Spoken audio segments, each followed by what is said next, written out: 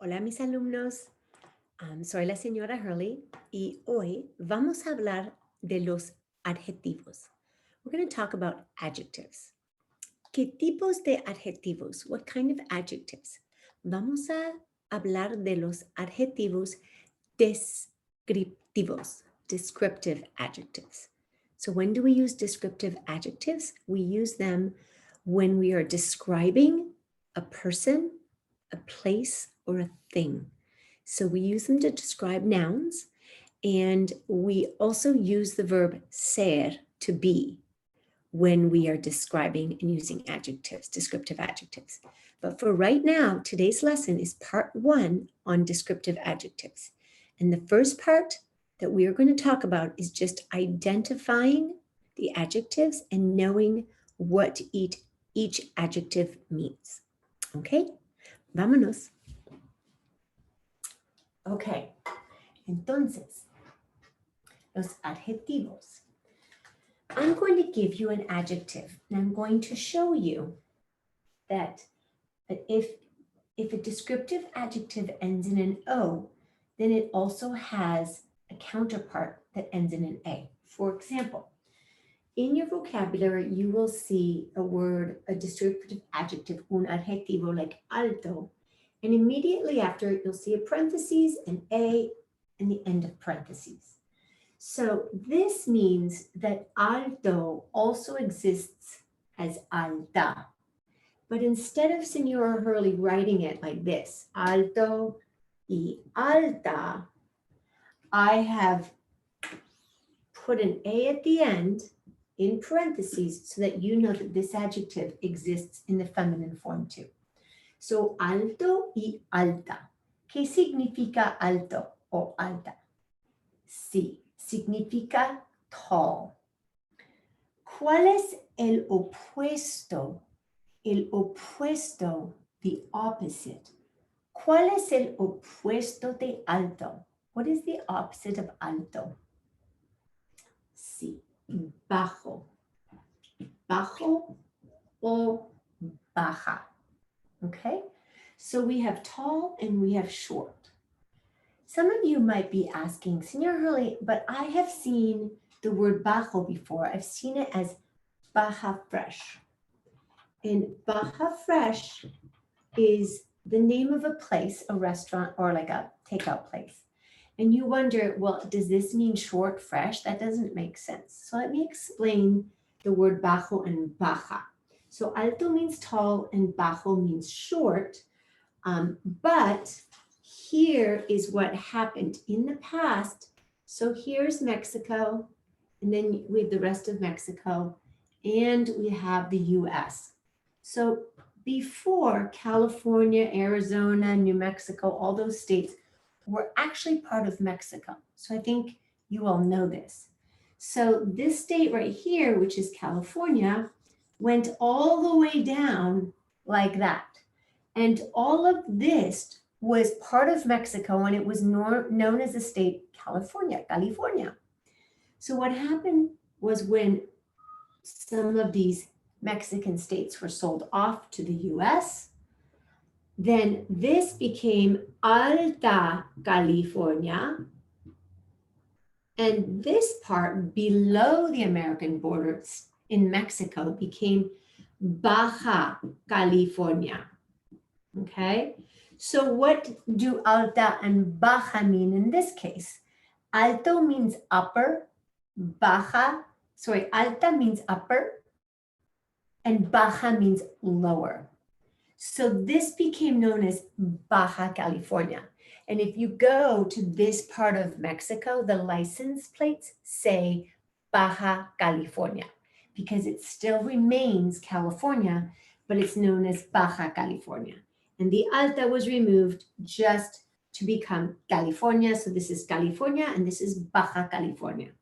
So for Baja Fresh, they took that concept of the Baja California and they named it Baja Fresh, but it's really Baja California Fresh. So it's food, the type of food that comes from Baja California, and it's the fresh style. So it's homemade, it's made by hand, et cetera, et cetera. So alto can mean tall, but it can also mean upper. And bajo or baja can mean short, but it can also mean lower, okay? The next adjective we're going to cover is simpático or simpática. So I have this word that looks like sympathetic, and it means that. So sympathetic means nice. So I have simpático. So this means kind or nice. ¿Cuál es el opuesto de simpático? ¿Cuál es el opuesto? So what they decided to do in Spanish is say, well, if you're not kind or nice, you're anti-kind. So they said anti, so they replaced the sim with the anti, and then they put pático. So antipático. And that means, or antipática. That means unkind or not nice, not very nice. Okay? Okay, so the next one is we are going to do, let's do gordo or gorda. So we talked about this one last year in 5th grade. We talked about using gordo with Shrek and his girlfriend Fiona. So Shrek es gordo, Fiona es gorda. So we're never going to use this word to describe anyone that we know. We're just going to use it for Shrek and Fiona. Okay, so gordo is heavy set or fat. So the opposite of that is delgado or delgada or flaco or flaca. So delgado means slim and flaco means skinny. And gordo or gorda means fat or heavy set or head overweight, okay? And then we're going to do feo, fea. And again, we're not going to call any one of our friends this. It means ugly. And the opposite of ugly is bonito or bonita. So we can also say like, oh gosh, this, you know, Senior Hurley's top is kind of ugly. Okay, we can use it for things as well, but we're not going to use ugly for people. Okay. The opposite, el opuesto de feo o fea es bonito o bonita. So if I were to say Luisa es bonita, I'm saying Luisa is pretty. But if I want to say Miguel is handsome, do I say Miguel es bonito? No, I can't say Miguel is pretty because Miguel is not a pretty boy. We say handsome for boys. So the word handsome is guapo, but it also exists as guapa. So if we're going to use guapa for a girl, if I were to say Luisa es guapa, I'm not saying Luisa is handsome. I'm actually saying Luisa is pretty. So guapa in the feminine sense means pretty. Guapo means handsome. Bonito is pretty and bonita is pretty. So when would we use bonito if I can't use it for a boy? Well, if I were to say mi anillo, my ring, is pretty, I could use it bonito to describe a thing like a ring. Anillo is masculine, so I can use the masculine of pretty, bonito. Anillo bonito, pretty ring, okay? So we usually use bonito for things when we describe things or places. When we're describing people, we use for girls bonita and guapa for pretty or beautiful, and for boys guapo for handsome, okay? We also have moreno or morena, which is brunette, someone who's dark haired, and the opposite of that, el opuesto, would be rubio or rubia, but it could also be pelirrojo or pelirroja. So this is brunette, this is blonde, and this is redhead. So someone who has brown hair is moreno or morena if it's a girl. A boy with blonde hair is rubio, and a girl with blonde hair is rubia, and a boy who is a redhead is pelirrojo, and a girl who's a redhead is a pelirroja. Okay? Okay, and the next word is cómico. This is my next adjective, or cómica. And this is kind of, this I would say is a cognate because it looks like comical. And this is the word for funny or comical, okay? Someone is funny or comical, they're cómico or cómica. El opuesto, the opposite, is serio or seria, serious. And that again is a cognate too. Okay, so all of these words, they all end in O or A. Do you see that? All of them end in O. So if an adjective ends in an O, then it also ends in an A. Okay, there's a masculine version of the adjective and a feminine version of the adjective. Okay, so if you were asking yourself, I wonder how Senora Hurley is going to test us on adjectives on a test. One of the ways that I could test you on whether you know what adjectives mean, hint, hint, is that I could erase one side of this board and I could say, give me el opuesto, the opposite of these adjectives. Okay, so I could say, give me el opuesto de alto or el opuesto de simpática, and you would have to give me the opposite. If you could show me that you know what the opposite of alto is, then I know you know this meaning, and I know you know bajo or baja, okay? So this could be a way that I could test you on a test. Okay, let's continue with los adjetivos. So another adjective is inteligente. So one of the things you should first notice about this word is that inteligente looks like intelligent, and that's what it means. So this is a cognate. You do not need to know Spanish to be able to know that that means intelligent. So inteligente is intelligent. The other thing you should have noticed is that it does not end in an O. It ends in an E, which means that this word, this adjective, is both masculine and feminine. So I use inteligente when I'm talking about a boy and inteligente when I'm talking about a girl. Okay, so this doesn't change. It's the same word for both masculine or feminine. ¿Cuál es el opuesto? What is the opposite? So one of the least offensive ways to say not intelligent is tonto or tonta.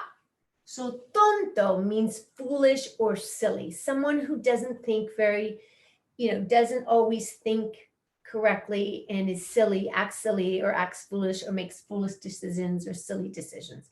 So this is the least offensive word for the opposite of inteligente. So this is what we are going to use, tonto. I know a lot of you have heard of estúpido or estúpida. This is one notch beyond tonto, which means that it's a little bit more offensive. So estúpido is actually the word for stupid. And we just don't want to say stupid in Senora Hurley's class. So we are not going to use estúpido. If you're going to get really offensive and be super mean and call someone really, really not smart, you would say idiota. Okay, idiota is just idiota, boy or girl. Okay, this is super duper offensive. So you don't want to say idiota. So for 6th grade, our class, we are going to use tonto, okay, for the opposite of inteligente. If I say grande, this is big or tall or Like a building can be big, grande, okay? Someone can also be grande if they're like 7 feet tall and they weigh maybe 400 pounds. They're big people, okay? So grande is big or enormous or huge. The opposite, el opuesto, is small. So it's pequeño or pequeña. That's the word, the opposite, el opuesto de grande. Okay?